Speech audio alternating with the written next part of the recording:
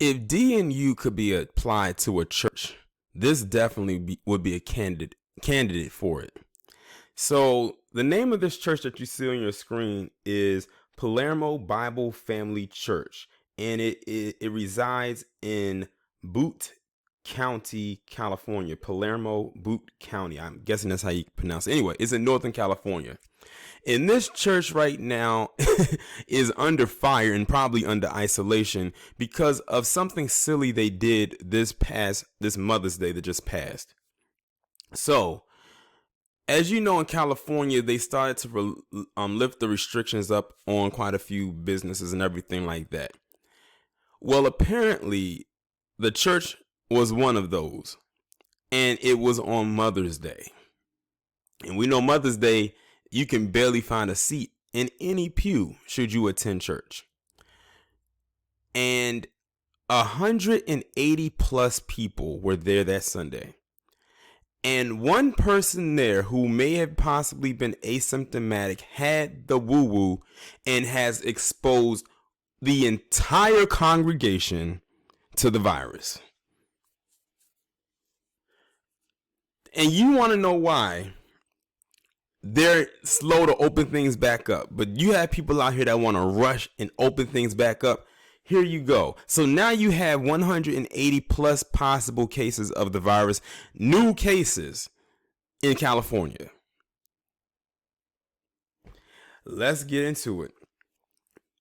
180 exposed to the woo-woo during Mother's Day service at Defiant NorCal Church. That should be the name of the church, Defiance. A person who later learned they were positive for the virus attended a Northern California religious service on Mother's Day, exposing 180 other people to the novel virus, according to local health officials. The individual got a positive diagnosis for the woo-woo the day after the service of the Palermo Bible Family Church and is now in isolation at home. People who attended the service have been notified about their exposure and received instructions from health officials to self-quarantine, according to the statement. Officials are working to get testing for everyone who was in attendance. As of Sunday afternoon, California had more than 78,800 cases of the virus, according to data from the Johns Hopkins University. More than 3,200 people in the state have died. The incident highlights the ongoing tug-of-war between some religious organizations and public officials as they work to slow down the spread of the virus. Well, this ain't going about it the right way, because this just exceeded your numbers. Some congregations around the establishment have continued to meet despite stay-at-home orders, though some states have exempted religious gatherings. At this time, organizations that hold in-person services or gatherings are putting the health and safety of their congregations, the general public, and our local ability to open up at great risk, said Butte County Public Health Director Danette York, who implored everyone to do their part to adhere to the mitigation efforts. Governor Gavin Newsom's stay-at-home order prohibited gatherings of any size when it went into effect in March. While the state has started to lift some restrictions in a phased opening, in-person religious gatherings remain prohibited until a later stage. Butte County Public Health condemned the religious organization, which it did not name, saying its decision to open doors despite the governor's order will cost health officials many hours and present a financial burden during the virus response. Moving too quickly through the reopening process can cause a major setback and could require us to revert back to more restrictive measures, its statement said.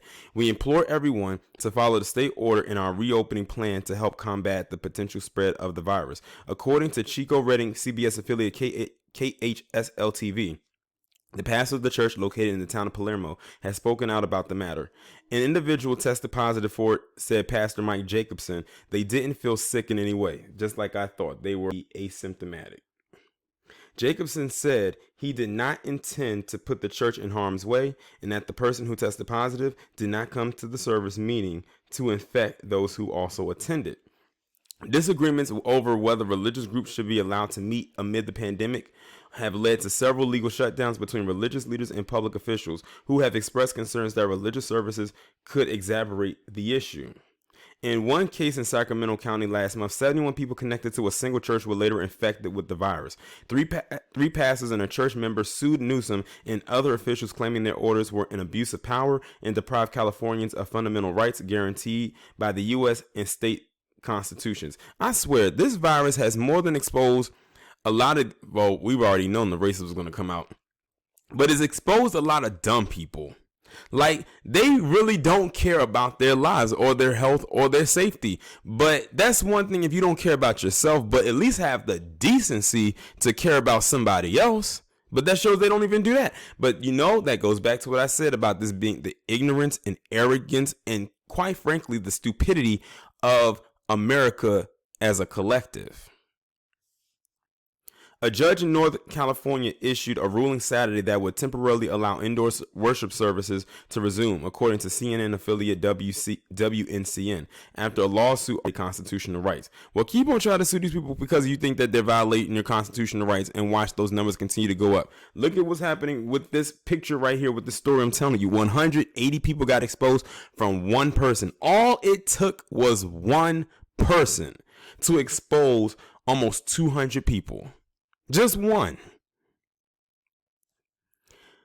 North California began easing restrictions under a 3-phase reopening plan beginning May 8th. In the first phase, gatherings are limited to 10 people, which this definitely was not, including indoor services. Guidance from Cooper's office had said there would not be limits on outdoor worship services, but attendees should follow social distancing as much as possible. A hearing in the case is scheduled for May 29th, but Cooper's office said it would not appeal the decision. We don't want indoor meetings to become hotspots for the virus, and our health experts continue to warn that large groups sitting together for long periods of time are much more likely to cause the spread of the woo-woo.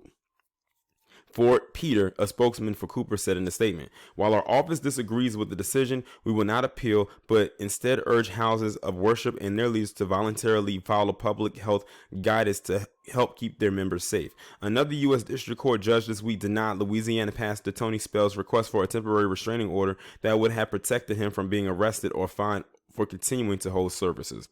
Spell has repeatedly violated the order by holding services and refusing to limit the number of parishioners, practice social distancing, or make churchgoers wear a mask. In March, Baton Rouge police hit Spell with 6 misdemeanor counts of violating Governor John Bel Edwards' order. Spell's request was denied as Louisiana began lifting restrictions on religious organizations under Phase 1 of its reopening plan, allowing them to resume services if they limited the capacity to 25%, a step Spell told CNN he would not take. Basically, what it's all boiling down to is the money. These pastors are losing out on their money from the flock, known as the congregation. That's all it is. And they need the money to try to keep up their lifestyle. I mean, we've all seen how a lot of these pastors live, especially the ones who own these mega churches, and the type of homes they live in, the cars they drive, the clothes they wear. And then you look at their congregation and it's like they wear rags and hand-me-downs. That's all it boils down to, is the money. But like I said, this virus has more than exposed the true nature of a lot of people when they are hit with a loss. But that's all I really have to say as it pertains to this story right here. Y'all let me know what you think in the comments, and I'll talk to you in the next one.